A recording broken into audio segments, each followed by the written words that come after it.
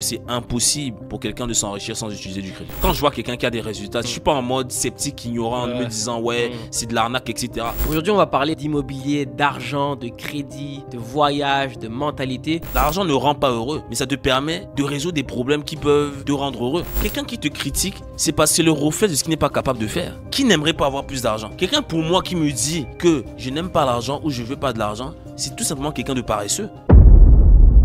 Bienvenue Florian dans ce podcast. Tu sais, ça fait un moment que tout le monde m'écrit en commentaire où il est Florian, il n'est pas dans le 1%, invitez-le. Donc, j'ai fait mes devoirs, je t'ai invité aujourd'hui. Bienvenue dans le podcast 1%. Nous y voilà, merci beaucoup pour l'invitation. Aujourd'hui, on va parler vraiment de immigration, d'immobilier, d'argent, de crédit, de voyage, de mentalité. Je veux vraiment qu'on discute de tous ces sujets-là parce que je sais qu'actuellement, tu es en train d'exploser dans ce que tu proposes. Donc, en premier lieu, pour ceux qui ne te connaissent pas, parce que je sais que tu es super connu, est-ce que tu pourrais te présenter rapidement en quelques lignes? Yes, merci beaucoup pour l'invitation, Anthony. Donc, pour ceux qui ne me connaissent pas, je m'appelle Florent Moncam, je suis originaire du Cameroun. Donc, j'ai grandi au Cameroun, puis je suis passé par la France. Avant d'arriver, petit séjour en Angleterre qui s'est mal passé avant d'arriver au Canada. Mais voilà, j'ai grandi au Cameroun et en fait, plus jeune, en fait, j'ai eu pas mal de... Je ne vais pas dire de traumatisme, mais en fait de moments difficiles parce que d'une part, voilà, j'étais toujours l'enfant. Tu vois, l'enfant turbulent qui fait des bêtises, etc., qui n'a pas de bonnes notes, en qui on ne croit pas trop. Donc ça a été la première chose que j'ai. Ensuite, j'ai ma mère qui s'est fait licencier en fait, de son emploi. Et ça a été la descente aux enfers où je me suis rendu compte qu'en fait, avec un salaire, c'est pas que tu vaux rien, mais c'est instable en fait. C'est que tu peux passer d'une bonne situation à une très mauvaise situation en perdant ton emploi. Ce qui a engendré par la suite, j'ai perdu mon frère qui s'est suicidé suite aux problèmes financiers qu'on avait. Et il y a des personnes qui vont voir ça et qui vont se dire « Ah, c'est triste, il a perdu son frère, etc. » Effectivement, mais moi j'ai vu ça comme un appel pour me dire que voilà, il faut que je mette en place un système, un processus qui va me permettre de faire en sorte que ça ne se reproduise plus. Donc j'ai suivi la voie royale qui est fait de bonnes études, tu connais, fait de bonnes études et un emploi, etc. Et j'ai vu que ça ne fonctionnait pas, malgré avoir fait de très bonnes études, Paris Dauphine, HEC Paris, etc. Très bon cabinet aussi où j'ai travaillé. Je me suis dit qu'en fait, tu ne deviens pas riche, entre guillemets, avec un emploi. Donc, c'est ce qui m'a amené par la suite à découvrir l'immobilier. Moi, je n'ai pas eu d'idées comme certaines personnes qui se disent qu'ils vont lancer des startups. En découvrant l'immobilier, j'ai vu qu'en fait, c'était très simple. Tu achètes un appartement avec de l'argent qui n'est pas le tien et c'est quelqu'un d'autre qui le paie à ta place.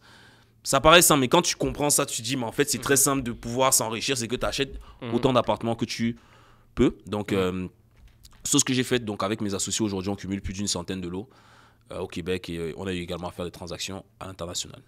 Ok, c'est vraiment intéressant. C'est vraiment la situation avec ton frère, et encore désolé, mes condoléances par rapport à ça, qui a fait vraiment que ça t'a allumé quelque chose. Puis quand je regarde le parcours de beaucoup d'entrepreneurs, il y a toujours quelque chose qui arrive qui fait qu'ensuite, on a une transformation. Et c'est ça. Moi, quand j'étais jeune, ma transformation, ça a été que je me suis blessé à la hanche quand j'étais un peu plus jeune.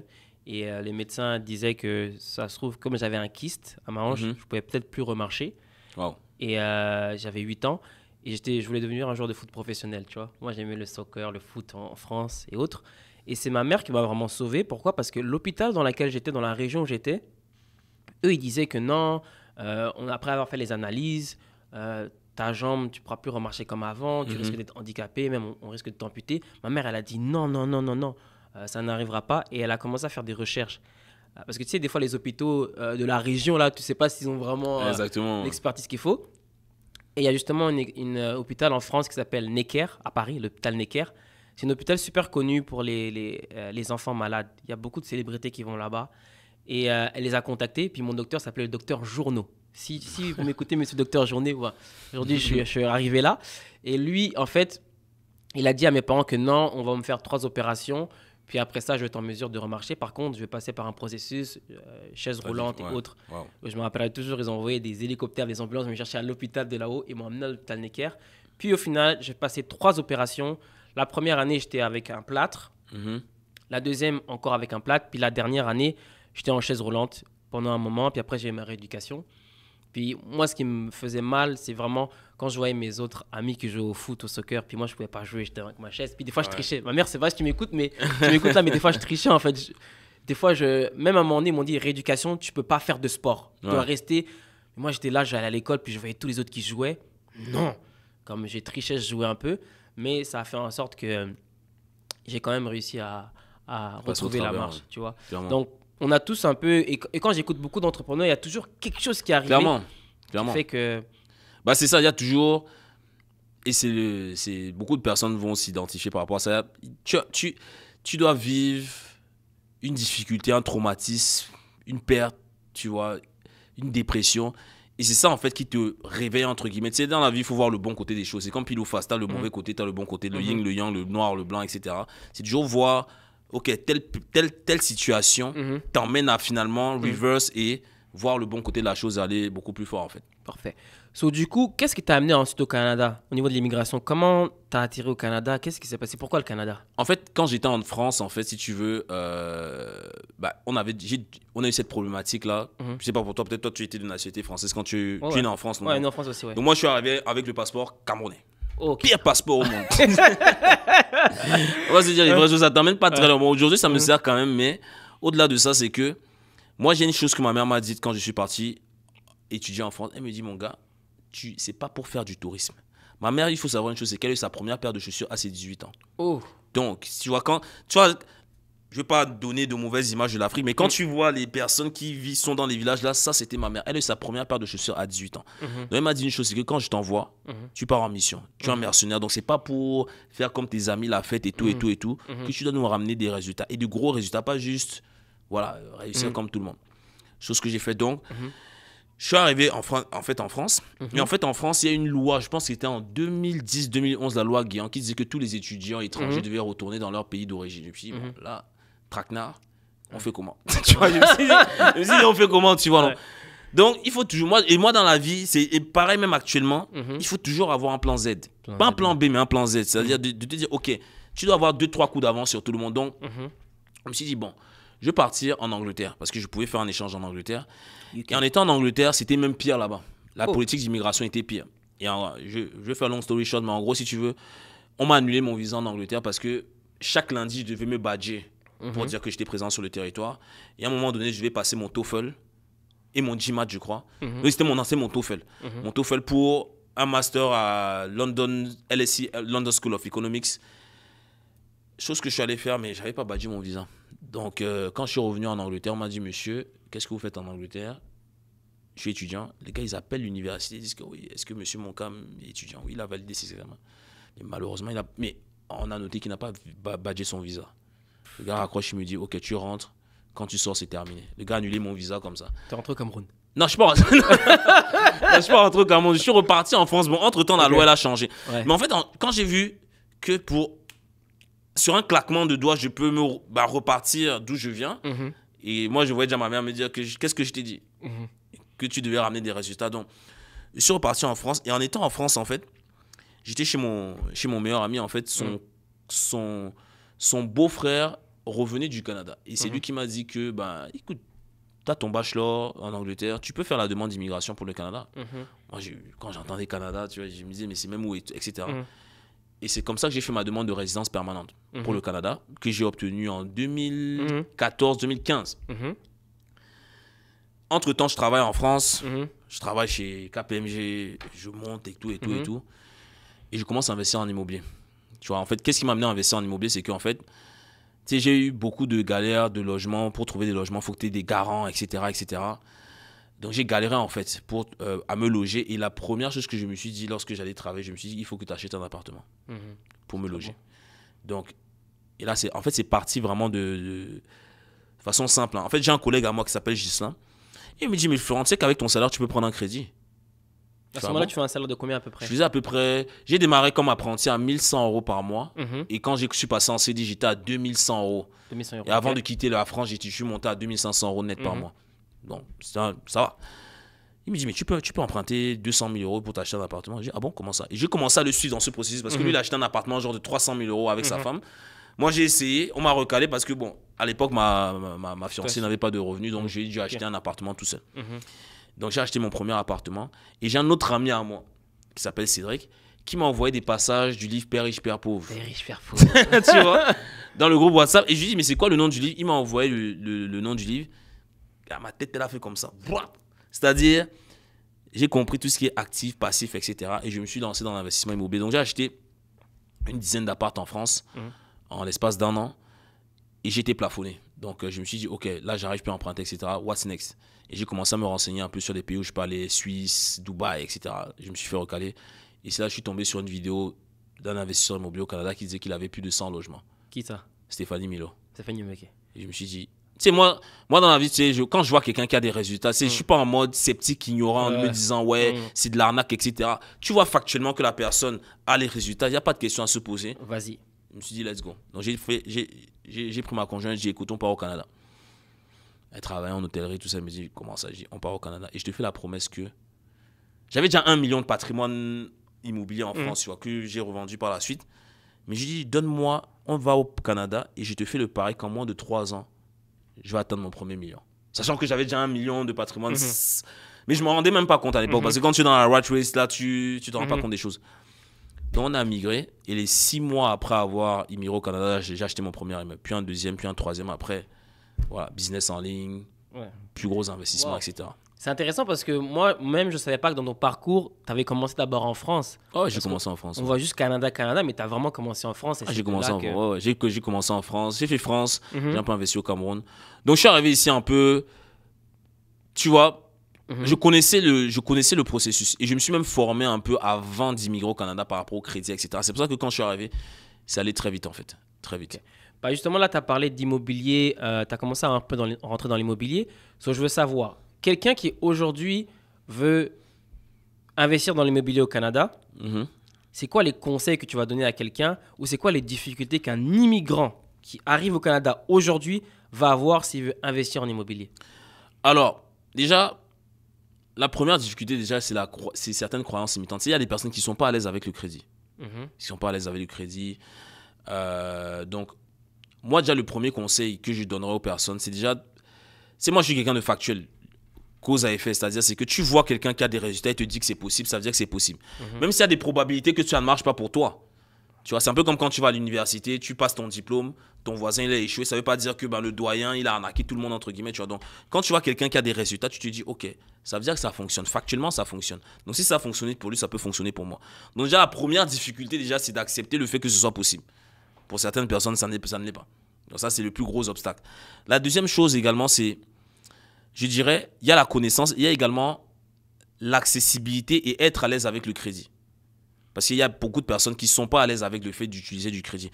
Et on va se dire une chose qui est claire, c'est que c'est impossible pour quelqu'un de s'enrichir sans utiliser du crédit. C'est la question que j'allais poser plus tard. C'est impossible, tu vois. Donc, il y a quand même un processus derrière d'accepter le fait que ce soit possible, et également d'être ouvert à du changement. Donc, aujourd'hui, vraiment, si tu n'es pas en mesure d'être à l'aise avec le crédit, tu ne peux pas t'enrichir. Est-ce que ça s'applique seulement au Canada ou tu parles dans le monde? Partout. Partout. Parce que quand tu regardes même les plus grandes fortunes, on va prendre, par exemple, je connais l'issue d'Afrique, on va prendre quelqu'un comme Aliko Dangote.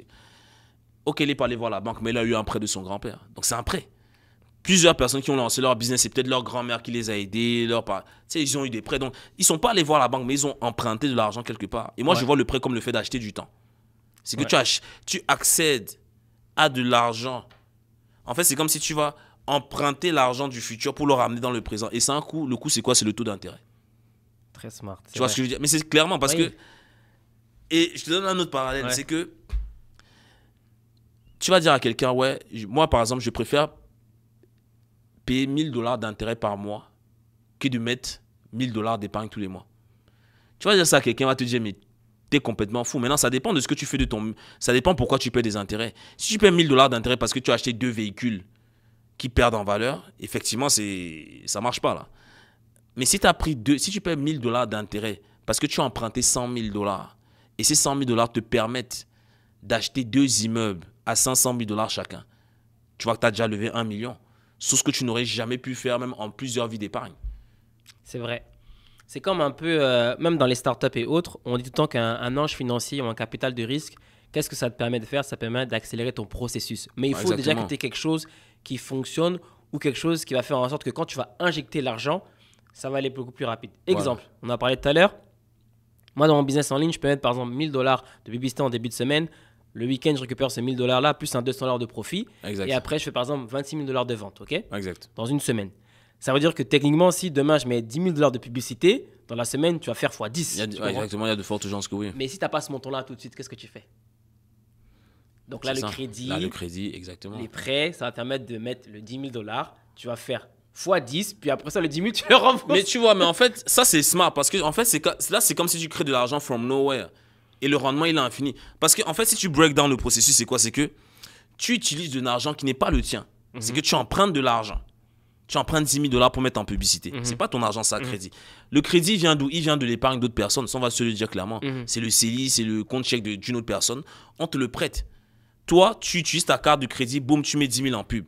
À taux zéro avant 21 jours, voire un mois. Tu fais tes moves, t'encaisses 26 000. Tu repayes le 10 000, il te reste 16 000. Le rendement, il est infini. T'encaisses même pas 26 000, hein, parce que je parlais de ces 1 000 $ pour 26 000. Donc tu fais x10. Ah ouais, voilà, tu vois, mais clairement. Donc oui, c'est 26 000 fois. Voilà, tu vois, le rendement, il est infini. Et là, après, tu gardes ton argent, tu reprends encore. Non, mais c'est incroyable. Tu reprends encore du crédit, ainsi de suite. Non, c'est incroyable. C'est ça. Moi, j'ai entendu des mecs là qui mettaient du 75 000, puis ils faisaient des revenus de 800 000. Mais oui. Mais le truc, c'est que à un moment donné, même si tu es dans un processus où tu vas faire cet argent-là, si tu n'as pas le cash, tu perds du temps en fait. Parce que tu sais que ça marche. Tu le testes pendant plusieurs semaines. Puis oui, tu fais de l'argent, mais si tu veux aller plus vite, malheureusement, il faut que tu aies accès à du crédit. Ouais, il faut que tu aies accès à du Donc, crédit. si tu n'as pas forcément un bon crédit, parce qu'on va arriver à parler du crédit, ben, il y a d'autres options, mais c'est vrai qu'il y a aussi des prêteurs qui peuvent te prêter. Puis ça fait en sorte que tu vas aller beaucoup plus vite. Beaucoup plus vite, clairement. Tu comprends? Clairement. Ok, très intéressant. Donc je disais, aujourd'hui, pour maintenant, quelqu'un qui va investir dans l'immobilier, c'est quoi les options de paiement qu'il y a? Parce qu'on parle de financement créatif, on parle de marge, c'est quoi aujourd'hui, là, si demain quelqu'un veut investir en immobilier, c'est quoi les options que toi tu... Je sais que tu ne peux pas faire de recommandations pour ton actuel parce qu'il y a beaucoup d'options, mais c'est quoi que tu recommandes toi vraiment? Bizarrement, c'est même pas d'être le meilleur investisseur. Moi, je dis en toute humilité, je ne suis pas le meilleur investisseur immobilier. Pourtant, je fais de l'immobilier. On a l'une des plus grosses plateformes au Canada francophone concernant l'investissement immobilier. Je lui dis, je ne suis pas le meilleur investisseur immobilier. Par contre, je sais trouver du financement. Et le financement, comme dans tout, c'est le nerf de la guerre. Je ne vais pas dire que quand tu as de l'argent, c'est le pouvoir, mais indirectement, oui. C'est-à-dire c'est que si demain, je te donne un exemple très simple, hein, tu vas voir quelqu'un, tu lui dis, tu veux faire affaire avec lui, tu lui montres que tu as 300 000 $ sur ton compte bancaire, il y a de fortes chances qu'il te regarde autrement. Bah oui. Mais lui, il ne sait pas peut-être que les 300 000 $, ça vient d'une marge de crédit ou de plusieurs marges de crédit. Tu vois ce que je veux dire? Donc, ça peut te créer des opportunités. Donc, moi, je pense que, et je le dis souvent dans mes conférences, le financement, c'est le nerf de la guerre. Parce que, ok, il faut comprendre l'immobilier. Pour investir en immobilier, il faut quand même avoir les bases. Toi, tu as des bases en immobilier. C'est que, ok, tu achètes un immeuble, les loyers couvrent les dépenses, ça, c'est du b.a.-ba. C'est simple, mais pas facile. Maintenant, moi, je me dis, le plus important, moi, ce que je recommanderais à quelqu'un, c'est de comprendre comment le crédit fonctionne. Donc, c'est déjà d'avoir accès à des sources de financement traditionnelles et créatives. Donc, quand je dis traditionnel, c'est du financement auprès de la banque. Créatif, ça peut être du financement auprès de la banque, mais utilisé à d'autres fins. Plus créatif, c'est du financement privé. Je prends l'exemple, par exemple, de quelqu'un qui a fait faillite, qui a un très mauvais crédit score. Comment il jump après? Comment il revient? Comment il jump? C'est qu'il n'a même pas besoin de jumper pour revenir. C'est que lui, s'il a la connaissance, il peut dire à des personnes, écoutez, moi j'ai une situation qui ne me permet pas d'aller chercher du financement. Pour le moment, bien évidemment. Par contre, j'ai la connaissance, je suis un homme du terrain. Donc je vous ramène des deals, je les trouve pour vous et je gère le processus de A à Z. Tout ce que je vous demande, c'est de mettre les fonds. Et je suis capable de vous expliquer comment mettre les fonds malgré le fait que je n'ai pas accès parce que peut-être j'ai eu à faire des erreurs de jeunesse. Si j'ai eu un client à moi comme ça, c'est à cause d'une facture de TELUS ou de Bell que le gars aujourd'hui n'arrive plus à emprunter parce que bon, tu sais, quand tu es jeune, tu t'en fous là. Il me dit, ouais, j'aimerais investir en immobilier, mais je peux pas. J'ai dit, qui t'a dit que tu peux pas? Il me dit, j'ai pas accès à du crédit. Mais je dis, mais ça veut dire quoi? Ça veut rien dire du tout. Tu as la connaissance. Aujourd'hui, si déjà tu arrives si on est en train de discuter, ça veut dire que tu connais plus que 99% des gens. Mais c'est vrai parce qu'il y a des personnes, ils comprennent même pas ce que ça veut dire. Ils savent même pas ce que c'est la différence entre débit et crédit. Ils savent pas ce que c'est que le crédit score, etc. Donc, certes, le gars, il a un crédit score de 520. Mais aujourd'hui, il est propriétaire de plusieurs biens immobiliers, 5 immeubles. Qu'est-ce qu'il a fait? Comment il a fait? C'est qu'il allait voir ses amis. Il leur explique comment aller chercher du financement créatif. Quand je dis financement créatif, c'est par exemple d'avoir accès a des marges de crédit. Mhm. Écoute, imagine demain, tu vas avoir 10 amis à toi. Mhm. Tu leur dis que voilà, guys, ça vous prend combien de temps pour épargner 30 000 $ de côté? 30 000 $. T'en as, ils vont te dire ça me prend 3 ans, 5 ans, d'autres même 10 ans. 10 ans. Peut-être d'autres vont te dire que je peux même mourir et ne jamais avoir accès à ce montant. Tu vois ce que je veux dire? Non, mais c'est vrai. Ouais. Et tu leur poses la question suivante. Tu leur dis, regarde, c'est une question de liquidité. Imagine demain, on a kidnappé ta conjointe ou tu as un enfant qui est malade et il te faut débloquer 50 000 $. Est-ce que tu préfères avoir 30 000 $ d'épargne ou 50 000 $ de crédit? La personne va te dire que bien sûr, je préfère avoir 50 000 de crédit, ce qui est normal. Pourquoi? Parce que si demain la vie de quelqu'un en dépend, tu ne vas pas te demander d'où l'argent sort. Et c'est la même chose en termes d'opportunité d'investissement. C'est que quand tu as une opportunité, tu tires. Et tu ne te demandes pas d'où l'argent vient. Après, à l'africaine, on va gérer après. Tu vois ce que je veux dire? Tu jumps, tu dis, bon les gars, on va gérer après. Mais c'est comme ça. En fait, tu peux pas t'en sortir sans prendre de risques. Et c'est la même chose. Donc, imagine, tu vas avoir 10 amis à toi. Tu leur dis, guys, moi j'ai un très très très mauvais crédit score. Mais regardez, demain, tu prends le côté sentimental, tu leur dis, écoutez, si demain vous avez un problème personnel, moi je peux vous montrer comment aller avoir accès à 500 000 $. Voire même plus, 100 000 $, disons. C'est facile d'aller chercher plusieurs financements à 100 000 $. En 2-3 mois, boum, le gars débloque 100 000 $. Il se dit, mais attends, j'ai accès à l'équivalent de mon salaire en même pas 2-3 mois, voire même si c'est 1 an. En moins de 1 an, j'ai eu accès à l'équivalent de plus que mon salaire brut, auquel il a accès en tout temps. Comment dire, ça change la vie pour certaines personnes parce qu'ils vont se dire, ok, demain, si j'ai un problème, je suis capable de pouvoir être le leader de ma famille. Imagine, ta conjointe vient te voir, te dit, bon là on a un problème, là il faut que tu débloques 25 000 $. Tu vas la regarder, tu vas commencer à cligner des yeux comme ça que bon chérie, je sais pas comment faire. Il n'y a pas. Elle va dire que mais mon type si c'est comment. Tu vois, elle va dire que mais attends, je comptais sur toi.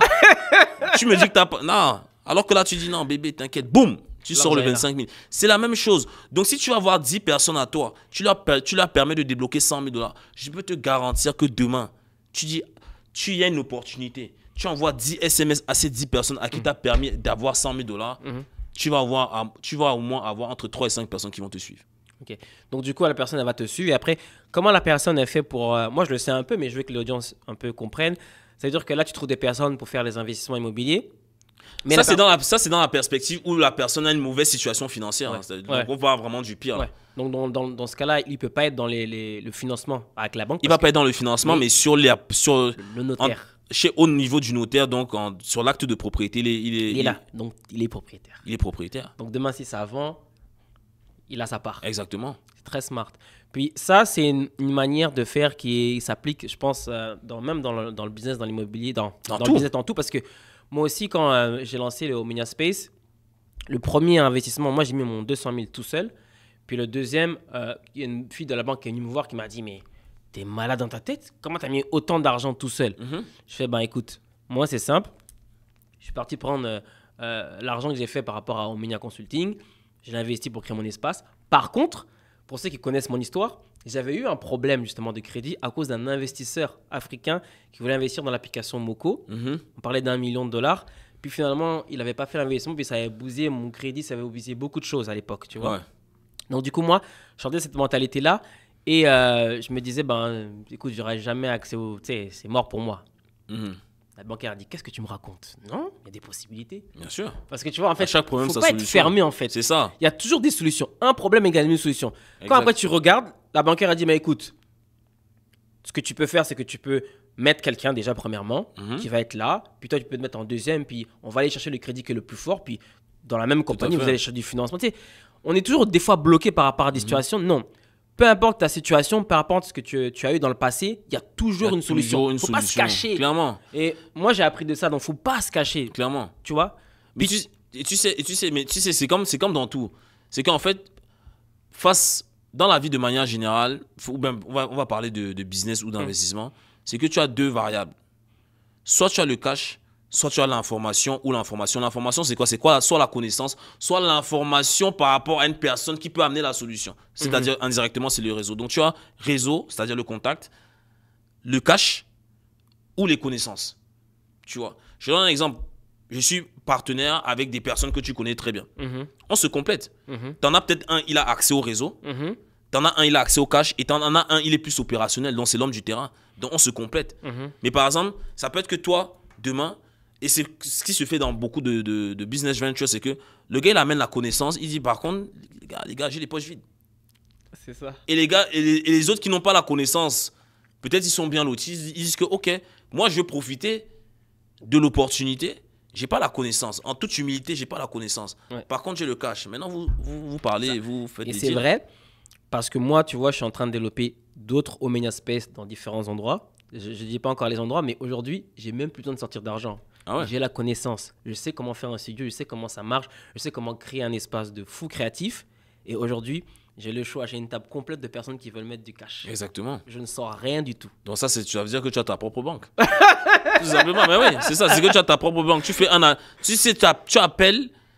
Tu sais, si demain on te dit, écoute Anthony, il faut débloquer 100 000 $ dans 24 heures parce que ta vie en dépend, tu sais que tu vas pouvoir le faire. Moi, je le trouve rapidement. Voilà, Bah, aujourd'hui, même si tu me donnes n'importe X montant, je suis capable de faire 2-3 appels et je sais que je vais le trouver. Voilà. Parce qu'il y a des gens qui me courent après même pour investir et c'est moi qui ralentis, qui ne veut pas. Exactement. Tu comprends? Après, il faut pas aussi accepter. Il faut pas accepter les mauvaises personnes. Ça, fais attention. il faut refuser les mauvaises personnes, pardon. C'est là que j'allais dire, c'est que toute opportunité n'est pas bonne à prendre. Tout à fait. Tu sais, puis il y a beaucoup de gens qui te proposent des idées, qui te proposent des investissements. Il faut pas tout prendre. Non, jamais. Moi, ça m'est arrivé plusieurs fois dans des situations, dans ma salle de conférence au Omnia Space, là, où des personnes me proposaient des deals, puis je refusais. Déjà, moi, la première chose que je regarde, c'est d'abord l'aura de la personne, je veux dire l'environnement dans lequel il est, et si je le sens ou pas. Moi, je suis beaucoup l'intuition. Des fois, je me retrouve avec des personnes, puis je sens pas trop...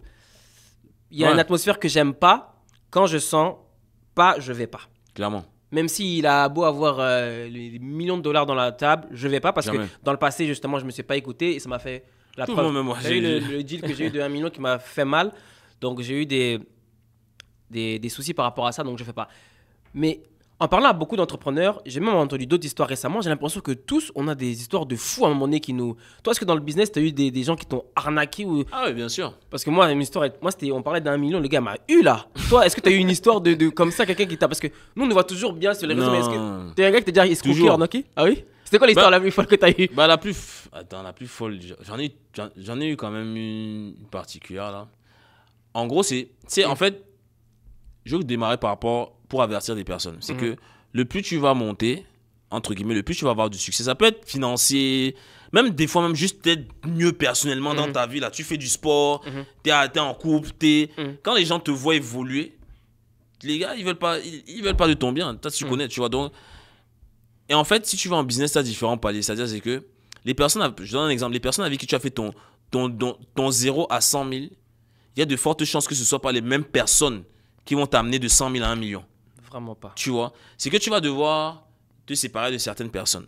Et c'est même pas ces mêmes personnes-là qui vont t'emmener de 1 million après le deuxième palier, c'est 3, 5, puis 5, 10, et après tu as, voilà. Et à chaque step, tu vas te séparer de certaines personnes, et à chaque step également, tu vas avoir des trahisons. Des grosses trahisons. Et des fois, ça peut venir du très très proche. C'est pour ça qu'il faut faire vraiment très attention. J'ai eu plusieurs coups. Dont un en particulier, c'était quelqu'un qui gérait mon marketing à mes débuts. Donc, c'était mon média buyer que j'ai formé. Tu vois, que j'ai formé. Il faisait déjà un peu de pub, mais il bricolait, tu vois. Non? Il faisait très bien la pub, mais voilà, c'est pas trop ça. Donc, moi, en même temps, j'étais en formation avec les Dan Locke, les Martin Latuli, tout ça, machin. Donc, je lui ai dit, écoute, gars, on suit les formations ensemble. Donc, je l'ai formé. Et le truc, ce qui s'est passé, c'est que j'ai par la suite créé une agence et j'ai fait l'erreur de le mettre directeur. Ouf. Donc, le gars, il a pris la grosse tête. Et il s'est dit, OK, c'est grâce à moi que... En fait, il a commencé à vouloir s'approprier un peu, entre guillemets, ma réussite. Et ce qui s'est passé, c'est que on a fait une conférence. J'avais eu à faire une conférence au Cameroun à l'époque. Et c'était une conférence, genre, il y avait genre 200 ou 300 personnes, tu vois. Et c'était pas une conférence en IMO, c'était une conférence business. Parce que je fais un peu de business coaching on the side, tu vois. Et même avant ça, il y avait déjà eu quelques règles. C'est que, tu vois, il commençait à me facturer plus cher. J'ai dit, mais comment tu me factures plus cher dans ma propre... Parce il avait des parts dans la boîte. J'ai dit, mais quand tu as plusieurs entreprises, c'est comme si demain tu as ton entreprise, la priorité c'est toi avant les clients. Parce que imagine, tu as une agence de marketing Mhm. et tu dois faire ton propre marketing. Ton marketing passe avant celui de tes clients, oui, c'est tu sûr. vois. Mais le gars, il me mettait des bâtons dans des roues, donc procédure, non, il faut que tu fasses cahier des charges. Je dis que, oh, écoute là, on n'est pas chez McKinsey ici, là, tu vois, genre, calmos, tu fais ça, je te dis de faire, tu fais, il me dit non. Le gars m'a envoyé des devis et tout. J'ai dit, ok, comme vous êtes trop fort là, débrouillez-vous. J'ai dû faire venir des personnes du Maroc pour gérer mon marketing. Mhm. J'ai dit, ok, allez donc gérer les clients. Moi, je ne vous paye plus. Et moi, maintenant, je vais travailler avec mes gars du Maroc. Mhm. On fait le deal. Moi, j'avance tranquillement et eux, ça coule parce que moi, j'étais plus dans le truc. Gars, j'ai fait la conférence. Tu sais, quand je fais les conférences, ça va vite là. Genre, je fais les conférences. Je pars en Tanzanie avec ma conjointe. Je regarde mon compte, je vois qu'il y a 0 vente. Je me dis, il y a un... En fait, je n'ai jamais fait d'événement sans faire de vente. Ça n'est jamais arrivé en plus de, je dirais plus de 6-7 ans Mhm. d'activité en ligne. Jamais. Je me dis, il y a un problème. Qu'est-ce que le gars a fait? C'est qu'il avait contacté tous les clients. Il a dit, c'est avec moi que vous allez signer. Le gars a ramassé tous les clients. Après, par la suite, bref, on est parti en procès. Mhm. Il est parti en procès. On est parti en procès, voilà, parce qu'il utilisait mon image. Il a arnaqué beaucoup de clients à moi. Mhm. On l'envoie en prison. Prison? Ok. Tout de suite. Non, moi je rigole pas. Ouais. Voilà, direct. Prison? Il a appelé Au Cameroun là-bas? Oui. Petite parenthèse, Tanzanie, t'es parti où en Tanzanie? Zanzibar. Ah, moi aussi, c'était à Zanzibar. Lourd. Mélia ou Hein? Mélia Hôtel? Mélia? Non, je me rappelle plus. Hein. J'ai fait deux hôtels, mais je pourrais plus te dire non parce que c'était en 2020, Moi, 2019-2020. un des contacts que j'ai rencontré, un des investisseurs que j'ai rencontré aussi qui est intéressant à Dubaï, je l'ai rencontré à Zanzibar, à ma lune de miel. C'est pour te montrer à Wow. quel point il faut que tu voyages pour Mais clairement. découvrir des choses. Donc c'était Clairement. là-bas, à Zanzibar, que j'ai rencontré, donc c'est la folie. Pour revenir un peu aux gens qui compliquent nos vies quand on commence à grossir, moi là, l'année dernière, entre 2022 et 2023, c'est là que j'ai vraiment vu qui vraiment était là pour moi et qui était là pour profiter de moi. Quand j'ai commencé à vraiment monter avec l'espace Omenia et autres, j'ai commencé à être très gentil avec des personnes. Puis beaucoup disaient que je suis trop gentil. On a profité de moi. Comme je dirais qu'au départ, les personnes qui étaient là, à la fin, ils n'étaient pas là. Et c'est là que j'ai vraiment compris et appris dans la vie qu'il faut savoir bien s'entourer. Ouais. Et ton cercle, il doit vraiment être fermé. Il ne faut pas laisser rentrer Faut n'importe pas laisser, clairement. Moi, je te donne un exemple, c'est qu'aujourd'hui, j'ai pas beaucoup de partenaires. J'en ai 2. Et même de manière générale, c'est comme quand tu fais du business, quelqu'un qui a plus de 3 business, il faut se poser des questions. Hein. Tu vois ce que je veux dire? C'est que sauf quand tu atteins un certain niveau, après là, tu peux investir dans d'autres business. Mais quelqu'un qui démarre, qui te dit qu'il fait ci, il fait ça, machin, il y a un problème. Il y a un problème. Et c'est comme dans tout. C'est que tu vas pas avoir 10 000 relations, tu vas pas avoir 10 000 partenaires, tu vas pas avoir 10, tu vois ce que je veux dire? Tu as un type de client, tu as 2-3 types de clients, 2-3 avatars clients. C'est la même chose. Moi, en affaires, en partenariat, j'ai 3. En immobilier, j'ai 2 associés. Et en business, j'ai 1 associé. Pas plus. Même si tu viens me proposer 10 millions de dollars demain, il y a de fortes chances que je dise non. Même moi, je Tu suis vois? très fermé. Parce que à un moment donné, il y a aussi l'expérience que tu as avec ces personnes-là qui prime. C'est que tu connais la personne, tu vois comment la personne a évolué. Tu vois également. Parce que quelqu'un qui va venir te dire que oui, machin, je vais investir. Moi, j'ai jamais eu de problème. Gars, pars en courant parce que la personne te ment. Ou la personne ne te dit pas la vérité. C'est impossible que quelqu'un réussisse sans avoir eu des coups durs comme toi, des coups durs comme moi. Impossible. Ça n'existe pas. Quand tu regardes tous les success stories, ils vont te dire que gars, en telle année, j'ai telle personne qui m'a crossé, j'ai tel gars qui m'a trahi, j'ai mon frère qui m'a fait ceci, j'ai mon partenaire qui m'a fait cela, on m'a volé de l'argent, etc. Et c'est ça qui permet de former à la réussite, en fait. Tu vois ce que je veux dire? Parce que tu n'as rien sans rien. Tu peux pas réussir sans prendre... Réussir sans... C'est-à-dire... tu peux pas réussir sans prendre de risque. Quelqu'un qui va te... Quand tu te lances en investissement, quand tu te lances en entrepreneuriat, c'est une prise de risque. Tu peux pas réussir sans prendre de risque. Donc, à un moment donné, tu es obligé de te mettre en danger. Et en te mettant en danger, il va avoir... Si tu prends 10 dents, si tu te mets en danger 10 fois, il va forcément avoir une fois où tu vas te viander. Tu vois ce que je veux dire? Ouais. Donc, c'est exactement ça. Donc, il faut faire attention, comme tu l'as dit, à son entourage. Et voilà, bien sélectionner les personnes. C'est ça. Tu as parlé tout à l'heure de Dunlock. Dunlock ou Dunlock? C'est Dunlock. Danlock, ouais. Ok. Toi, tu dépenses beaucoup, justement, pour du coaching avec un mentor. On parle de En plus, j'en parlais tout à l'heure avec eux. Tellement. 30 000 $ par année minimum, 30 000. Plus. Plus? Combien à peu près? Plus. Généralement, c'est entre 50 et 100 000 Tu vois? par an. Maintenant, je veux que tu parles un peu de ça parce que moi aussi, récemment, j'avais payé un coach pour un peu augmenter mon niveau d'apprentissage et autres. Mais il y a plein de gens. Tu sais, moi, je travaillais avec un mec qui est dans e-commerce, puis il était tellement cheap. Quand je lui disais, mais non, mais dans tel problème qu'il y a, on peut aller voir sur Internet, YouTube, pas de problème, mais si tu veux vraiment qu'on aille à un autre niveau, il y a des gars qu'il faut payer, tu comprends? Non, paye pas ces gars-là, et ils vont voler ton argent. Moi, je vais me débrouiller tout seul avec... Moi, j'aime pas les gars qui sont trop cheap, ça m'énerve, tu comprends? J'ai dit au gars, mais regarde, mon frère, à ton avis, pourquoi tu es dans la situation que tu es actuellement? Pourquoi tu n'avances pas dans la vie? C'est parce que ta mentalité là, elle est trop cheap, ok? Dans la vie, il faut savoir investir en toi. Clairement. Si tu n'investis pas en toi, tu vas jamais évoluer. Tu sais que j'ai laissé, je dis, bah, tu sais quoi? Continue de ton Ah côté. oui. Moi, je vais investir. C'est une mentalité de broki, tout simplement. Mais oui, mais il faut dire la vérité. C'est une mentalité de broke, clairement. Il faut investir en soi. C'est que ton meilleur actif, c'est toi-même. Si tu n'investis pas en toi, il y a plusieurs manières d'investir en soi. Tu investis dans tes connaissances, tu investis dans ta santé, tu investis dans tes relations. C'est les trois piliers, tu connais, c'est les trois piliers qui peuvent t'assurer quand même un certain niveau de résultat, pour pas dire succès. Mais il faut investir en soi. C'est qu'aujourd'hui, moi, en fait, les gens, des fois, ils se disent que toi, on peut t'arnaquer facilement, tu vois les choses trop simplement. Moi, je suis quelqu'un de factuel. Tu vois? Je t'explique une chose, c'est que après avoir fini Dauphine, j'ai travaillé chez KPMG. Et après, j'ai fait après, je partais en cours. En fait, j'étais commissaire au compte. Quand tu es commissaire au compte, tu peux certifier les comptes des entreprises. Et j'ai passé mon diplôme d'expertise comptable. Quand j'ai vu la finalité derrière, je me suis dit que ça, c'est pas bon. J'ai dit non, ça, c'est pas bon. Je détestais ça. Bref, je le faisais parce que c'est les titres. Tu sais, en Afrique, que oui, lui est expert compte.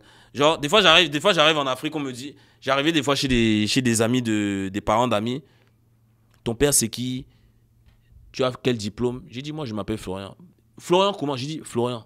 Tu vois ce que je veux dire? C'est que les gens te jugent trop par rapport à ton titre parce que, oui, il est ingénieur, oui, il est banquier. On s'en fout, là. Tu connais des plombiers qui gagnent 10 fois plus que toi. Tu vois ce que je veux dire? Tu vois? Donc, et j'ai eu à faire un certificat. C'était un certificat un peu. C'était pas un diplôme, c'était un certificat en entrepreneuriat. À un moment donné, je regarde mon téléphone, je dis, mais je vais un peu taper le nom du professeur. C'était un cours d'entrepreneuriat. Je tape son nom sur LinkedIn. Je me dis, mais le gars n'a pas d'entreprise. Le gars était salarié, professeur salarié. Donc, c'était juste de la théorie qu'il nous faisait. Je te jure, je me suis levé, je suis parti. J'ai dit, mais attends, je ne vais pas apprendre de quelqu'un qui n'a pas eu à faire de faillite ou qui n'a pas eu à se... Tu vois ce que je veux dire? Et c'est là que je suis allé... C'est là que j'ai commencé à me former. Bon, j'avais eu d'autres coachs avant, mais c'est là que... Là, je travaille avec Danok depuis, ça fait 2000... Ça fait bientôt... Oui, ça fait 5 ans. 5 ans avec Danlock. 5 ans que je travaille avec Danlock. Et moi, ça a été très simple. C'est que le gars, il a généré plus de 100 millions de dollars. OK. Qui suis-je pour ne pas apprendre de lui? Tu vois ce que je veux dire? Donc, s'il me dit ça coûte tant, moi, je ne vais pas me poser de questions. Enfin, jusqu'à une certaine limite, bien évidemment. Mais tu vois, je me dis, moi, je veux emprunter. C'est comme si j'emprunte son expérience. Il me dit, et tous les moves que tu as vu que j'ai fait là, le gars valide. Et tu vois, j'en parlais hier avec Kevin, parce que Kevin, c'est un entrepreneur qui a explosé dans l'e-commerce. Actuellement, il roule en Rolls-Royce Cullinan. C'est les gens, quand on roulait dans la ville, tout le monde était là. Mais à un moment donné, j'ai dit, mais je comprends pas. Les gens, des fois, vous allez voir quelqu'un qui a réussi. Vous, au lieu de vous dire, oh non, écoute, je vais apprendre de cette personne-là, vous faites les fiers. Quand tu es dans une industrie et que tu veux réussir, tu vas prendre des conseils chez tes cousins ou tes cousines. Bien sûr. Va voir la personne qui a réussi dans le domaine. Tu vas voir la personne qui a réussi et qui a même échoué avant de réussir. Tu comprends? Parce qu'il va te dire, hey, le move que tu es en train de faire là, j'ai fait ça, je me suis mangé. Non, passe par tel chemin. C'est aussi simple que ça. Non, clairement. En fait, tu achètes du temps. En fait, il ne faut pas voir le fait de...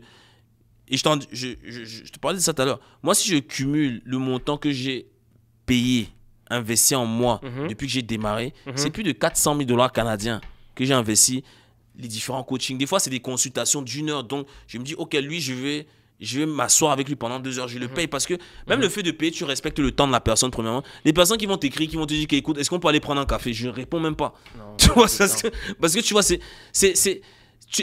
je veux pas dire que c'est... Tu vois, enfin, moi, c'est comme ça que je réfléchis. Je vois quelqu'un qui a des résultats. Le gars te dit, prends quelqu'un qui fait... Je donne un exemple. Il y a des entrepreneurs aux États-Unis qui font des 20 millions, 30 millions, 100 millions par an. Donc, si le gars te dit qu'il fait 100 millions par an de chiffre d'affaires, tu divises par le nombre de jours, tu divises par le nombre d'heures de travail sur une journée, ça te donne plus ou moins son taux horaire. Comment tu vas lui dire de venir prendre un café avec toi gratuitement? Et tu t'étonnes qu'on ne te réponde pas. Tu vois, non, mais, tu vois, moi, j'ai eu à déjeuner avec des personnes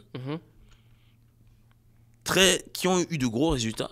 L'approche que j'ai avec elles, c'est qu'on prend son contact. Je dis à mon assistant de prendre son contact. On nous demande, c'est quoi votre heure de... La première chose qu'on demande, que voilà, monsieur Moncam, il aimerait vous rencontrer. S'il vous plaît, envoyez-nous un devis pour 2 heures de consultation. Direct, c'est pas en mode que, gars, est-ce qu'on peut se croiser quelque part, machin. Non, c'est que, gars, tu respectes la personne. C'est ça. Tu lui envoies un cadeau, tu respectes la personne, tu dis que c'est combien? C'était quoi le plus gros montant que tu as eu de taux horaire? Parce que j'ai entendu qu'Alex Hormozy, pour 1 heure avec lui, je pense que c'est 100 000, quelque chose comme ça. Moi, le plus gros taux horaire que j'ai appelé, c'est 15 000 $ canadiens. L'heure? Et 15 000 $. T'as appris beaucoup de choses avec ça? Bien sûr. Ah oui. Et des fois, c'est pas... Tu sais, en fait, quand tu... Bah, c'était même avec Dan. C'était avec Dan, d'ailleurs. Parce que, en fait, si tu veux... Bah, on a son accompagnement, mais... Gars, je sais pas, je suis en train de faire un lancement. Je suis pas à l'aise. Je me dis, gars, j'ai fait mon truc là, mais je sens qu'il y a un truc que j'ai pas bien fait ou que j'ai loupé quelque chose. Ah, je prends une consultation. J'ai pris une consultation. 15 000 Canadiens parce que c'est 10 000 US. Donc, j'ai pris une consultation avec lui. Et on n'a même pas fait 1 heure. Bon, finalement, quand il voyait qu'on a fait peut-être 1h30, voire 2 heures. 2 heures. 2 heures, tu vois. T'as appris beaucoup. Hein. Donc, j'ai appris beaucoup. Donc, il m'a dit, gars, non, écoute, en 2000 temps, j'ai fait comme toi là. J'ai fait... Non, il m'a dit, non, fais comme ça, fais comme ça, fais comme ça. On a fait le lancement, on a généré des centaines de milliers de dollars.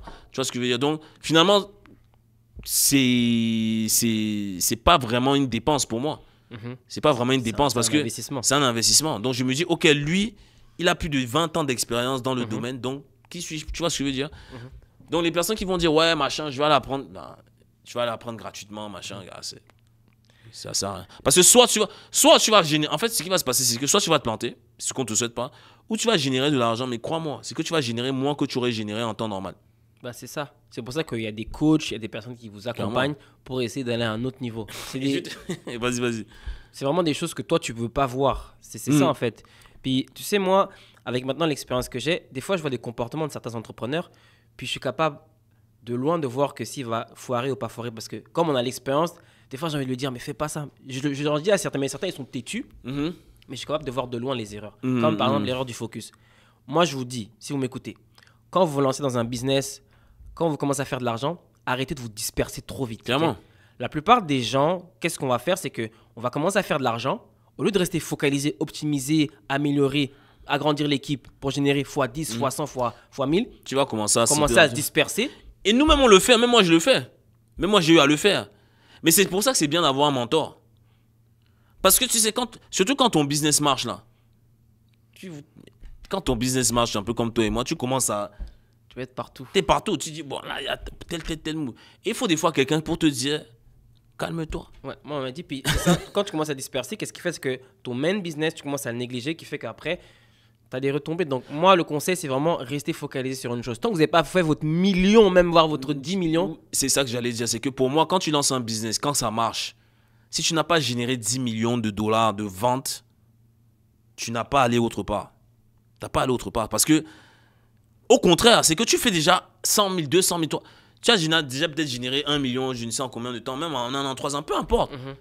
Mais ça veut dire que ça fonctionne. Donc, qu'est-ce que tu vas aller te prendre la tête, aller faire autre chose alors que tu es sur quelque chose qui fonctionne? Non, c'est déjà ça te prend de l'esprit mental. Là. C'est ça. Excuse-moi, ça te prend de l'espace mental, pardon. J'allais revenir sur un sujet, avant d'aller sur l'autre sujet un peu plus mindset d'entrepreneuriat, par rapport au crédit et à la puissance de l'argent. Parce que moi, j'ai vu une de tes vidéos où tu avais fait la vidéo, tu as vraiment montré toutes tes cartes. Tu as mis toutes tes cartes, comme tu as dit, bon, aujourd'hui, le pouvoir, c'est le crédit. Donc, je veux que tu expliques un peu, rapidement, sans trop donner de détails, mais comment on fait pour justement garder un super bon crédit ou comment on fait pour justement avoir cette puissance de pouvoir avoir un crédit pour avoir toutes ces cartes que tu montrais dans la vidéo? Alors, il faut comprendre une chose, c'est que déjà, il faut comprendre comment le crédit fonctionne. Quand je dis comment le crédit fonctionne, c'est un peu vague, mais c'est comment la banque fonctionne. Comment les banques gagnent de l'argent. Et quel est l'intérêt de la banque de te prêter de l'argent? Parce que beaucoup de personnes, Même moi, jusqu'à un certain âge, je ne savais pas comment la banque gagnait de l'argent. La banque gagne de l'argent en prêtant ton argent à d'autres personnes, tout simplement. Et malheureusement, les personnes à qui elle prête de l'argent, c'est des personnes qui ne savent pas gérer leur argent, qui vont leur verser des revenus, c'est-à-dire le taux d'intérêt.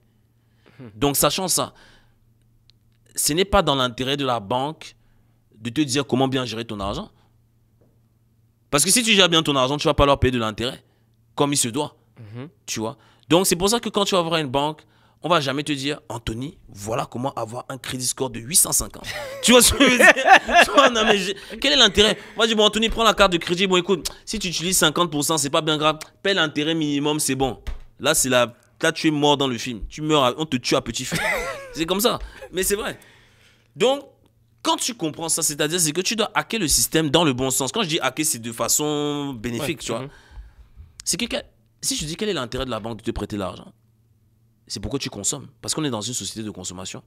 Donc, si toi, tu as le mindset d'entrepreneur investisseur, c'est que tu vas te dire, OK, ben, comment faire pour que la banque me prête de l'argent, non pas pour le consommer, mais pour l'investir ou pour pallier un problème qui peut tomber du ciel, qui peut me tomber sur la tête ou pour saisir une opportunité qui tombe du ciel. Donc, pour avoir un bon crédit score, pour aller chercher du crédit, déjà, ce qu'il faut savoir, c'est que l'argent appelle l'argent. Donc, on ne va pas se mentir, c'est que si tu as une bonne situation financière, si tu as un revenu stable, si tu as l'habitude de mettre de l'argent de côté, on va te proposer de l'argent. On va te proposer des cartes de crédit. Et il faut accepter. Tout accepter. Tout. Même si le taux d'intérêt est de 200%. Tu acceptes. Ça ne veut pas dire que tu vas l'utiliser, mais tu acceptes. Mais comment ça se passe? C'est que le plus tu as accès à du crédit et le moins tu l'utilises, le mieux c'est. Parce que je te donne un exemple. Si tu as accès à une carte de 30 000 $, ça ne veut pas dire que tu vas utiliser les 30 000 $. Même si la banque aimerait que tu utilises les 30 000 $. Parce que si tu utilises 30 000 $, imagine le taux d'intérêt c'est de 10%, tu vas payer à la banque 3 000 $. C'est tout bénéfice pour la banque. Tu vois? Mais si tu utilises le 30 000 $, si tu as le 30 000 $, mais tu n'utilises que 3 000 $ ou même 1 000 $ sur le 30 000 $, qu'est-ce qu'on va se dire? Sachant que tu sais que la banque veut que tu consommes et elle veut que tu tombes dans le piège de la consommation. Qu'est-ce que la banque va se dire? Mince, mais on donne 30 000 $ à Anthony. Il ne consomme pas. On augmente. Augmentons. C'est pas pour rien que des fois tu reçois des courriers. Félicitations Anthony, on t'a augmenté à 50 000 $. Mais c'est pour ça. Tu as déjà reçu des courriers comme ça qu'on t'augmente. Mais... Et toi tu es là, tu dis non. Non, pourquoi? Si demain tu as un problème de 50 000 $, tu vas te dire aïe. En 2024, on m'avait proposé une carte de 50 000 $ que j'ai refusé. Et là, tu es mort dans le film. C'est ça. Parce que les gens ont peur, en fait, de l'argent. Il y a des personnes qui, quand tu commences à parler des chiffres, ils ont peur.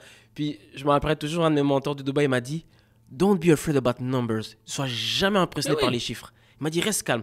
Quand on parle de chiffres, c'est juste number, tu vois. » Et les gens, j'ai l'impression, quand on parle de chiffres, certains... Mais ils craquent. Ils ont peur. Il y a des gars, là, tu leur mets 100 000, je pense, dans la même journée liquide. Mais liquide. Mais c'est par exemple, moi, je te donne un exemple, c'est que...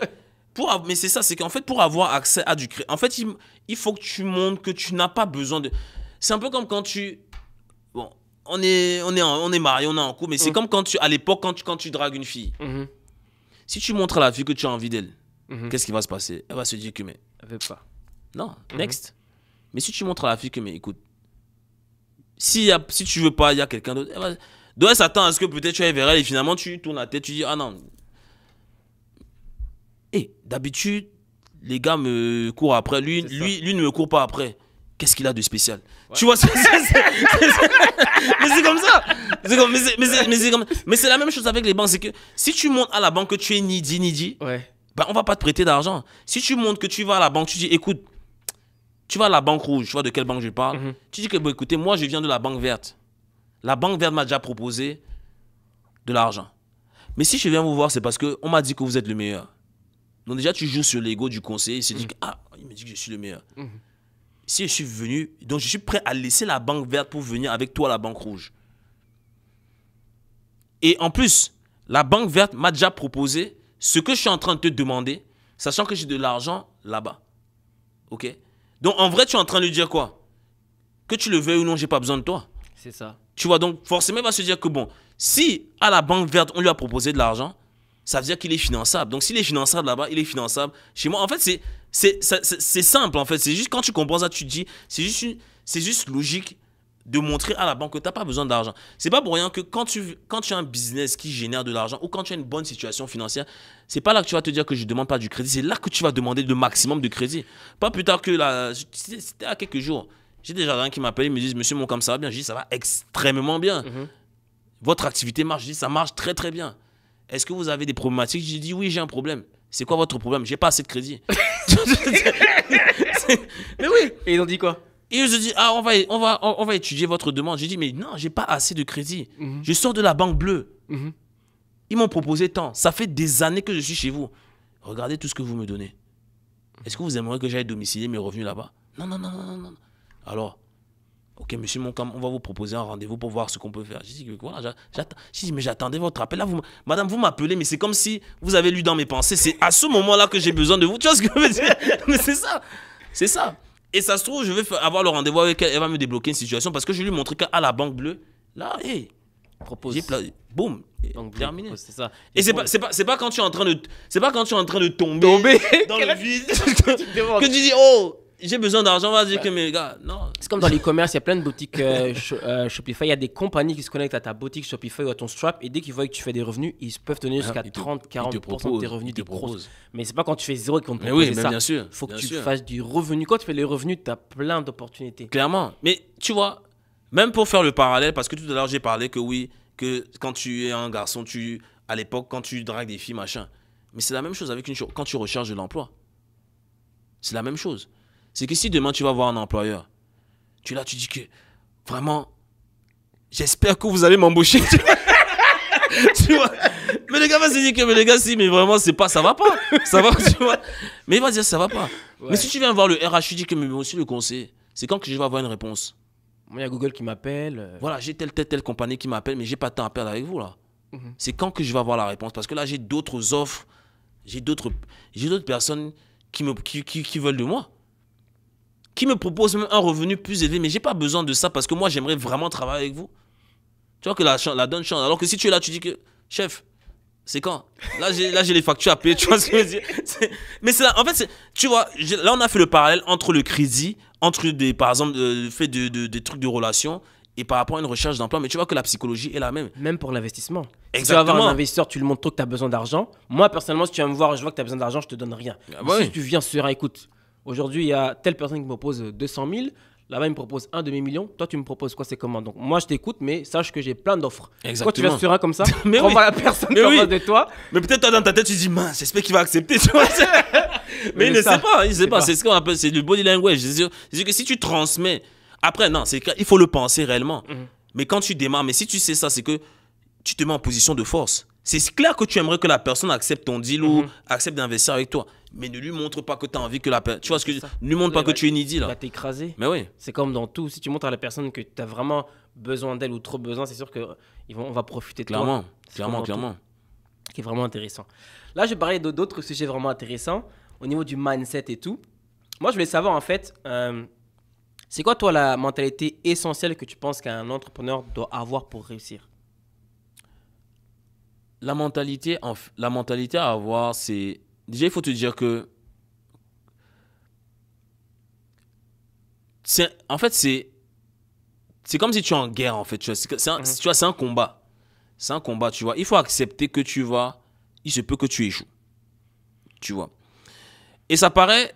En fait, ça paraît contradictoire, mais c'est beaucoup de... En termes de mindset, comme tu as parlé de mindset, qui dit mindset dit également développement personnel. C'est dans la vie, on espère le meilleur. Tu te dis, ok, j'aimerais faire 1 million, j'aimerais avoir un parc immobilier de X, j'aimerais avoir telle voiture, j'aimerais que tout marche. Tu vois, c'est bien parce que le plus tu penses à ça, le plus tu vas manifester ça. Comme on dit, be, do, have. Pour avoir les choses, tu dois mener des actions. Qu'est-ce qui t'emmène à faire les actions? C'est la manière dont tu penses. Donc ça part en termes de mindset pour revenir à ton sujet. Mais tu sais, des fois, il faut également imaginer le pire. C'est que quand tu pars avec la possibilité que tu vas échouer, et on a tous fait des mathématiques, il y a une probabilité que tu échoues. Grosse probabilité. Ouais. Tu vois, il y a une probabilité que tu échoues. Mais c'est que, par exemple, moi, en termes de mindset, comment moi je me mentalise, en fait, c'est que Tu sais, je fais beaucoup d'affirmations, etc. Tous les jours, je fais des affirmations. Mais des fois, il y a une fois par mois, je m'assois comme ça, je me dis, bon, imaginons la pire des situations. Imaginons que ça arrive. Imaginons que je perds tout. Imaginons que je fasse faillite. Imaginons que je tombe malade. Imaginons que j'ai des personnes qui m'attaquent. Imaginons que j'ai des clients qui ne soient pas contents. Imaginons que j'ai des poursuites. Qu'est-ce que je fais? Et finalement, quand tu vas penser au côté positif, qui dit côté positif, c'est solution. Et ce que je te dis là, c'est beaucoup lié au stoïcisme. Comment les empereurs romains pensaient à l'époque. Et là, honnêtement, depuis que j'ai découvert ça, je suis à fond dedans. Ah ouais? Tu sais, il y avait un empereur romain qui il a gagné des guerres. Il a gagné des guerres, tu vois. Mais des fois, le matin, une fois par... Et moi, c'est comme... Tu sais, moi, je copie ce qui fonctionne. Hein. Une fois par mois, il se levait, il se disait que bon, là, je suis en train de gagner la bataille. Qu'est-ce qui ferait que je tombe? Mais tu vois, quand tu penses à ça, tu commences à trouver les solutions pour contrecarrer. C'est comme quand tu prends une assurance. Quand tu prends une assurance, c'est pour te préparer au pire, sans espérer que ça arrive. Tu as une assurance pour ton auto, tu as 98% de chances de ne pas faire l'accident. Mais tu as quand même 2% de chances que tu fasses un accident. Ouais. Tu vois ce que je veux dire? Donc, il se dit, OK, comment est-ce qu'on peut m'attaquer? Donc, à l'époque, il se levait, il regardait son empire et il voyait que, OK, il y a une brèche ici, là. Donc, si les navires arrivent de ce côté-là, ils peuvent attaquer ici. Et il y a également une autre brèche. Donc, qu'est-ce qu'il a mis? Il a mis des garde-fous. C'est 6 ans plus tard que les gars ont essayé de l'attaquer par là. Mais il avait tout préparé. Parce qu'il avait tout préparé. Pourquoi? Parce qu'il a imaginé le pire. Wow. Donc, moi, je pars plutôt avec cette optique-là. Mais non, bon, mais quand tu démarres, c'est un autre niveau de mindset. Ça, c'est un autre niveau, tu vois. Mais c'est que si je dis, OK, j'ai même pas démarré, mais il se peut que j'échoue, ben, tu vas même pas démarrer, tu vois. Donc là, non, il faut que tu espères réussir. Mais arrivé à un certain niveau, il faut également que tu te prépares au pire. Parce qu'en te préparant au pire, tu vas trouver les solutions à ce problème-là. Pour que quand le problème va arriver, indétrônable dans ta tête, tu vois, tu ne peux pas tomber. C'est que quand les gars ont attaqué, il était seulement là comme ça. Il regardait parce qu'elle était préparée. Essayez. En fait, il faut se préparer à tout. Exactement. C'est vraiment intéressant ce que tu as dit. Ça, c'est vraiment un autre niveau de mindset comme quand tu as atteint un certain niveau. Mais c'est là que tu vois que ne faut pas rester seulement assis sur le laurier. Il faut toujours chercher à évoluer, toujours chercher à apprendre plus. Mais tu vois, mais regarde, mais le truc, c'est que quand tu adoptes ce mindset-là, inconsciemment, parce que quand tu adoptes le mindset que voilà, je dois réussir, je vais réussir, j'ai envie de faire ci, ça, tu vas mener les actions qui vont te mener vers ça. Tu vois? Et tu vas avoir les résultats en conséquence. Maintenant, quand tu imagines le pire, tu vas te dire quoi? Tu vas te dire que, OK, si ça m'arrive, bien évidemment, tu ne veux pas que ça t'arrive. Donc, quelles sont les solutions que je dois trouver pour pas que ça m'arrive, pour avoir en finalité le bon résultat? Donc, ça va te permettre de trouver des parades, ça va te permettre de te préparer pour que quand ça arrive, tu ne tombes pas. Et le fait que tu saches inconsciemment ou indirectement que tu as mis toutes les barrières pour ne pas tomber, tu dors très bien la nuit. C'est vraiment intéressant ce que tu proposes et ce que tu dis parce qu'il n'y a pas beaucoup de gens qui vont penser comme ça. On va toujours seulement penser à la réussite et aux éléments positifs, mais on ne va pas penser à l'éventualité de pas. Exactement. Et c'est ça qui te fait avoir 2-3 coups d'avance sur tout le monde. Exactement. Pour finir, j'allais poser une dernière question. C'était au niveau de la critique. Toi, comment tu fais pour transformer une critique? Parce que tu sais, quand tu commences à monter, on a beaucoup de critiques des fois. On a des personnes qui sont jaloux. Donc toi, rapidement, comment tu fais pour gérer ça? On sait que quand tu as du succès, peu importe ce que tu veux dire, c'est pas tout le monde qui t'aime. Donc toi, les critiques, les jaloux, comment tu transformes ça en éléments positifs? C'est sûr qu'au début, quand tu démarres, c'est des fois ce qui... Bon, surtout comme dans notre activité, quand on est en ligne, là, c'est des fois ce qui... Des fois, bloque certaines personnes en se disant, ouais, on va m'insulter, on va me faire ceci, on va me faire cela. Moi, j'ai même des amis qui me disent, mais comment tu fais en fait? Tu vois ce que je veux dire? Et tu sais, dans la vie, c'est comme dans tout. Hein, c'est que même si tu n'es pas en ligne là, c'est que il y a des personnes à qui tu plais, il y a des personnes à qui tu plais pas. Et on va dire pour la majeure partie des personnes, il y a plus de personnes à qui tu plais qu'à qui tu plais pas. Tu vois, c'est normal. Tu as plus d'amis que d'ennemis. Donc, c'est factuel. Donc, c'est la même chose en fait par rapport aux critiques. Donc, moi, la manière dont je vois maintenant les choses par rapport aux critiques, c'est que si quelqu'un me critique, ça veut dire que je fais quelque chose de différent. Numéro 1. Et numéro 2, des fois, il faut voir c'est quoi la critique. C'est quoi, qu'est-ce qu'il y a derrière la critique? Une fois, j'ai ramassé quelqu'un comme ça sur Internet qui m'a critiqué. Mais c'était pour m'amuser, tu vois, pour voir un peu. Et j'ai amené la personne à la raison. C'est que j'ai pris le temps, je l'ai appelé. J'ai dit, pourquoi tu me critiques? Il me dit, oui, parce que tu parles d'argent. Oui, l'argent, c'est mal, etc. J'ai dit, attends. Tu veux me dire que tu n'aimerais pas avoir plus d'argent? Tu vois, mais on va se dire les vraies choses. Ouais. C'est quoi cette mentalité-là? C'est-à-dire, est-ce que tu aimerais avoir plus d'argent ou pas? Il me dit oui. J'ai dit, mais pourquoi tu critiques? Je sais pas. Et quand j'ai creusé, quelqu'un qui te critique, c'est parce que c'est le reflet de ce qu'il n'est pas capable de faire. Qui n'aimerait pas avoir plus d'argent? C'est pas que l'argent c'est bien, mais l'argent, on va pas se le mentir, ça te permet de résoudre beaucoup de problèmes. Tu vois, l'argent ne rend pas heureux, mais ça te permet de, comment dire, de résoudre des problèmes qui peuvent te rendre heureux. D'avoir certaines expériences, de faire une bonne scolarité à tes enfants. Donc, quelqu'un pour moi qui me dit que je n'aime pas l'argent ou je veux pas de l'argent, c'est tout simplement quelqu'un de paresseux. Parce qu'il ne s'est pas levé tous les matins pour aller chercher l'argent. Tu vois ce que je veux dire? Donc, quelqu'un qui va te critiquer, des fois, il ne faut pas le prendre mal. Moi, j'ai de la peine. Parce que c'est juste quelqu'un qui n'est pas capable de faire ce que tu es en train de faire. Et le fait de te voir réussir, il trouve comme prétexte le fait que tu sois un arnaqueur ou que l'argent ne rende pas heureux. C'est que au fond de lui-même, il aimerait avoir ce que tu as. Tu as une belle voiture. Qui n'aimerait pas rouler dans une belle voiture? Qui n'aimerait pas rouler dans une belle voiture? Donc quelqu'un qui va te dire que... Et je le dis parce que j'ai même un membre de ma famille, c'était ça. Il me dit que il voit son ami avec une belle voiture. Il dit que regarde-moi celui-là, il crâne avec sa belle voiture. Nanana. Je dis que mais... Gars, si nous-mêmes on avait la voiture là, ça serait pas bien. Donc, il me dit oui. Il me dit oui, effectivement. Mais quand tu le ramènes la personne à la raison, la personne va te dire, regarde-moi celui-ci. Tu me parles de ton ami avec la Rolls. Ouais. C'est comme si moi... En plus, tout à l'heure, je te parlais de Rolls, que je n'ai pas pris ma Rolls parce que je suis en train de faire tel ou tel move. Donc, c'est comme si moi, tu me dis, j'ai mon ami, c'est qui? C'est Kevin, c'est ça? Ouais, Rolls, voilà, il y a Kevin qui a une Rolls. Quand tu m'as dit ça, je me suis dit, putain, le gars, moi, j'avais prévu d'avoir la Rolls. Le gars, il a eu la Rolls avant. Moi, je me dis que, gars, je dois accélérer également pour avoir la Rolls. Comme on dit aussi qu'il y a un autre gars qui a la Rolls. Mais je vais pas être là en me disant, putain, le gars, il a une Rolls, putain. Genre, tu commences à le mépriser. Il se la raconte. Tu vois? Alors qu'au fond de moi, je veux avoir la Rolls. C'est ça. Tu vois ce que je veux dire? Donc, quelqu'un qui va te dire, si j'avais réagi comme ça, si quelqu'un réagit comme ça, parce que je ne vais pas parler de moi parce que ce n'est pas mon cas, mais quelqu'un qui va voir ton pote là, avec sa Rolls, qui va dire que, surtout comme tu me disais que vous étiez à deux là, sûrement, tu me disais que les gens regardaient. Ah, chaque millimètre, on était là. Tu vois, non? Tout le monde est là. Tu avais deux catégories de personnes qui te regardaient. Il y avait les personnes qui s'imaginaient. Moi, si je vois une Rolls passer comme ça, là, je ne vais même pas te regarder. tu vois, donc, même si tu me souris comme ça, là, je ne vais même pas te regarder. Je vais m'imaginer dedans. À ta place. C'est différent. Mais tu vas avoir des personnes qui vont te regarder. Ils vont te mépriser. Ouais, tu voyais les regards. Ah, tu voyais. Même des couples. Tu voyais des personnes en couple. Tu voyais la femme qui regarde, qui se retourne, le mari qui est là. Voilà. Tu vois.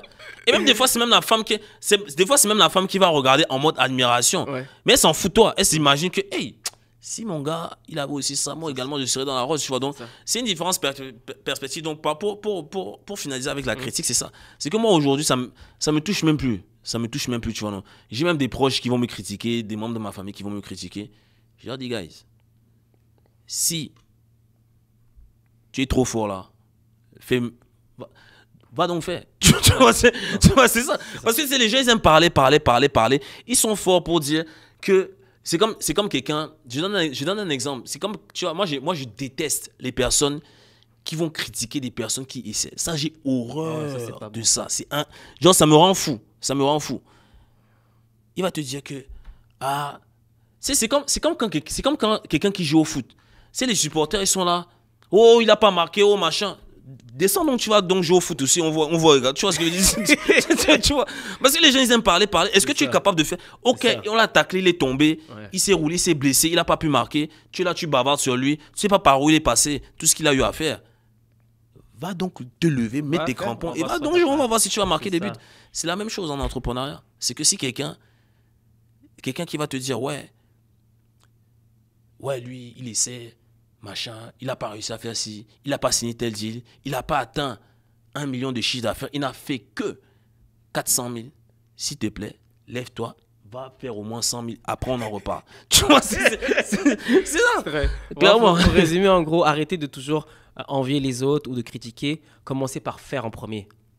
Parce que c'est bien facile de dire à une personne, oui, t'as échoué ou t'as pas réussi ou autre, mais à la fin de la journée, au moins, il aura essayé, au moins, il s'est lancé. Alors que toi, tu parles peut-être que tu t'es même pas lancé ou tu es seulement derrière ton ordinateur, t'as rien fait. Donc, à la fin de la journée, il faut se lancer, il faut pas critiquer. Et aussi, quand vous voyez quelqu'un qui a réussi, faut pas être aigri. Faut pas commencer à dire qu'il se la raconte. Vous connaissez pas la situation de la personne. Vous savez pas par quoi la personne est passée. Donc, encouragez la personne et dites-vous que si vous voulez la même chose, c'est pas grave. Vous avez juste à travailler fort et vous obtiendrez les mêmes résultats. Et tu sais la différence entre cette personne-là qui peut-être a essayé, mais n'a pas réussi, et la personne qui a critiqué et n'a même pas essayé, c'est que la personne qui a essayé, qui n'a pas réussi, au moins lui, il aura une histoire à raconter. C'est qu'au moins j'aurais essayé.